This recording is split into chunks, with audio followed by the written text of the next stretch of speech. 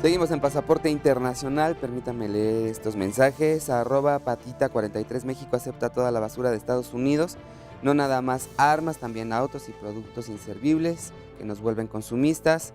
@Anacris6, interesante programa, saludos de Veracruz.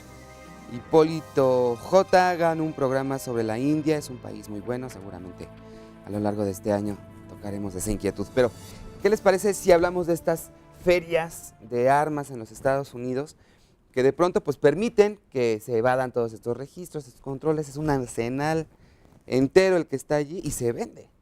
¿Y a dónde va a dar? Pues esa es la otra. Por supuesto, al ser un derecho constitucional, la aportación de armas, y además es cultural, o sea, tiene que ver con su formación como país y la capacidad que tiene un individuo de defender su vida, su propiedad, sus bienes, etcétera, a partir del uso del arma. Entonces, sería ilógico pensar desde el lado de México, pedirle a Estados Unidos, por favor, deja de vender armas a individuos. O sea, eso nunca va a pasar, porque es un derecho constitucional. El problema en realidad está justo en el mercado secundario, en las ferias que se hacen alrededor de la frontera. O sea, si tienes 3,000 armerías, vas, alguien compra, porque además se sabe que es por encargo. Necesito tantas AK-47 o tantos rifles de asalto para tal día en tal gun show. Entonces, van, las adquieren, las van comprando poco a poco, llega el día de la feria, se hace la transacción y en esa parte de la transacción ya no hay ningún documento que avale quién vende, pues yo vendo y punto, ¿no? Pero quién compra esa arma y para qué la quiere y a dónde va a ir. Entonces, en el momento en que la autoridad le llega a pedir cuentas a John Smith de dónde dejó el rifle, pues John Smith dice, pues yo ya lo vendí. ¿A quién? Pues lo vendí en el gun show y pues ya no sé. Entonces, no hay forma de darle seguimiento a eso hasta que se incautan las armas y entonces ya te das cuenta que efectivamente proviene de allá. Claro. En esa parte del mercado secundario es donde se hacen el mayor número de transacciones. Ahora, ¿cómo hasta llega? Donde se tiene. ¿Cómo pasa? Ese mercado hormiga del que te comentaba, regularmente es por tierra, es a través de autos, de camiones, vienen escondidas y vienen en pequeñas cantidades. De hecho, haciendo un cálculo, por ejemplo, una persona normal que cruza a diario, porque a lo mejor trabaja en Estados Unidos pero vive del lado mexicano, si diario pasara un arma, podría, una pequeña cantidad, unos 3, 4 armas diarias, podría pasar hasta cerca de 500 armas en un año, ¿no? Entonces, ahí ese tráfico hormiga es el que de alguna manera ha sido también ya reportado por lo que viene siendo la Oficina de Control de Alcohol, Tabaco y Armas de Fuego y Explosivos de Estados Unidos, la ATF, y también por la PGR aquí en México. Entonces, pareciera que la mayoría de armas está ingresando por esos medios. Claro, no obstante, habría que ver que también los grupos del crimen organizado pues ya tienen rutas establecidas, ¿no?, que involucran lo que viene siendo el lavado de activos y obviamente esas mismas rutas y redes que tienen ya de transferencia de transporte también lo pueden usar para ingresar armas, sobre todo armas de alto calibre, ¿no? Claro, y de corrupción en los pasos, porque tú no puedes pensar, si se pueden pasar armas pequeñas, sí. Rifles de asalto tal vez desarmados, porque hay una técnica también por ahí que para desarmarlos y pasarlos por partes y después armarlos, etcétera, pero la cantidad de armas que se ha incautado en México y el crecimiento exponencial de este fenómeno, ya el tráfico de armas es el segundo delito más importante después del narcotráfico en términos de ganancias en México. Entonces, sí se ha incrementado y eso quiere decir que hay otras rutas, que no nada más el tráfico hormiga es la vía para ingresar las armas al país. Como esta del sur, ¿no? Como la del sur, que es muy importante. Definida, pero debe de haber muchas. Sí, la del sur, considerando lo que hablábamos en el corte, los conflictos en Centroamérica de la década de los 70s y 80s que todavía dejaron remanentes de armas, aunque hubo programas de desmovilización y reintegración de Naciones Unidas muy bien llevados en el marco de la reconstrucción. No toda la gente entrega las armas por temor o por una situación de tal vez no vaya a pasar algo, entonces mejor la guardo y es el momento de sacarla al mercado, venderla, transferirla, etcétera, también considerando el problema de las maras y de todas las pandillas que tienen en Centroamérica.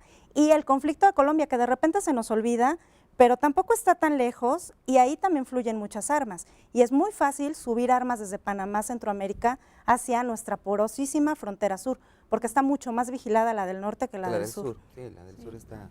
Ahí hay que considerar también que el mercado de armas es distinto tal vez al de drogas, al de tráfico de personas.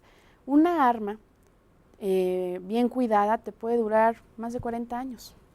Entonces es muy reciclable, ¿no?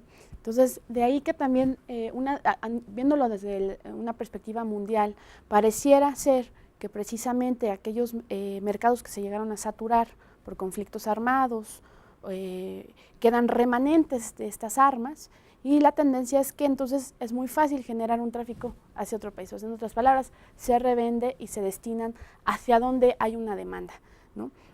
Entonces, sí, efectivamente, en el caso de Centroamérica, hay un flujo que se ha detectado hacia México. Por ejemplo, el de granadas, el de rifles, ¿no? Principalmente, muchos de ellos incautados recientemente en Chiapas, ¿no? Entonces, estas incautaciones nos han dejado ver de que si esos remanentes de aquellas guerrillas, de aquellos conflictos armados, pareciera ser que están fluyendo, o sea, hay una demanda para ellos. Claro, ahora, ustedes hablaban de porosidad y yo les preguntaba hace unos instantes, bueno, ¿de qué nos sirve saber las rutas? ¿Están identificadas? Y luego, ¿no tendríamos que tener una reacción por parte de las autoridades en México de también llegar a negociaciones y acuerdos con Guatemala y con Belice para saber qué hacen con esa frontera? Porque Belice no tiene el mismo índice de delincuencia que tiene México, a pesar de que están en una situación económica. Sí, no, puedes tener estados donde pasen las armas, pase la droga y sea únicamente tránsito sin tener mayores problemas,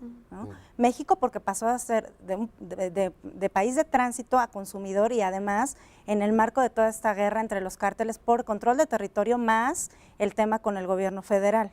Entonces, como todo fenómeno transnacional, requiere necesariamente de la cooperación y de la coordinación internacional, pero mucho más allá del discurso, Mario. O sea, el problema es que puede salir México a decir, vamos a trabajar con nuestros hermanos de Centroamérica y vamos a trabajar con nuestro socio de Estados Unidos a favor de la seguridad de las fronteras, etcétera, y no generar realmente los mecanismos que se requieren. Y esos mecanismos pasan de nuevo por intercambio de información, por operaciones conjuntas, que no quiere decir ningún tema de soberanía nacional. Yo te decía que, por ejemplo, en Mercosur hacen operaciones conjuntas, pero eso quiere decir que cada quien en su estado se pone de acuerdo en qué momento activan a sus policías para hacer la intercepción de las armas o de la droga o de los autos robados, pero son operaciones de coordinación y de intercambio de información que poco tienen que ver con lo que de pronto pensamos en términos de que el FBI o la ATF va a estar haciendo ya operaciones directas en México, sino más bien que la PGR de un lado y la ATF del otro trabajen coordinadamente, intercambien información y realmente puedan detectar las armas antes de que ingresen o en el punto de la frontera donde ingresan, porque ya una vez adentro del territorio es muy difícil. O sea, ¿cómo le haces? ¿Cómo lo rastreas? ¿Cómo lo No hay rastreas? posibilidad.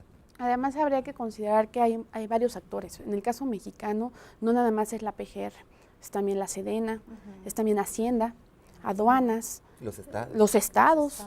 Entonces, sí hay una multiplicidad de actores que tendrían que estar trabajando, tienen y ya están haciéndolo, de hecho, de manera coordinada para empezar a precisamente a combatir los efectos de lo que viene siendo el tráfico de armas.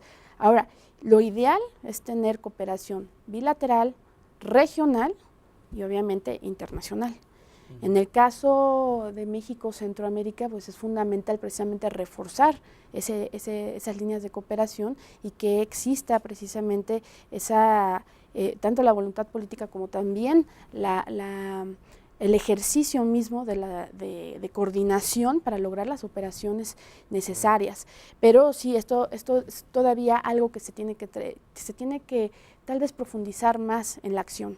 Incluso habría que ver también la legislación de los países centroamericanos, tratar de homologar capacidades para poder facilitar esa coordinación. De ahí que hay marcos legales internacionales que están dictando parámetros para facilitar esa coordinación y esa cooperación entre países en esta materia.